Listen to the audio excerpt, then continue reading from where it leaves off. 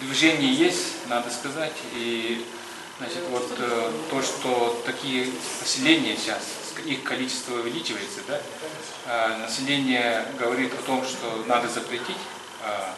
И вот яркий пример – это села, которые полностью запретили через интернет продажу, реализацию алкоголя.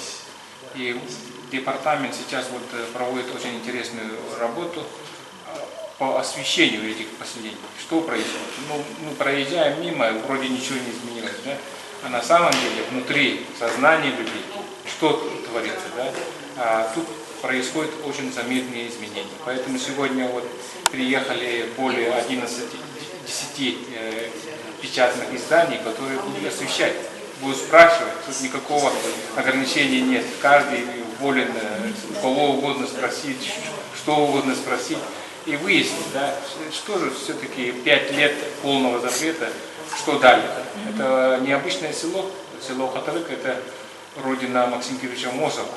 Да? Здесь очень такие патриотичные люди, можно сказать, но все-таки они же запретили полностью.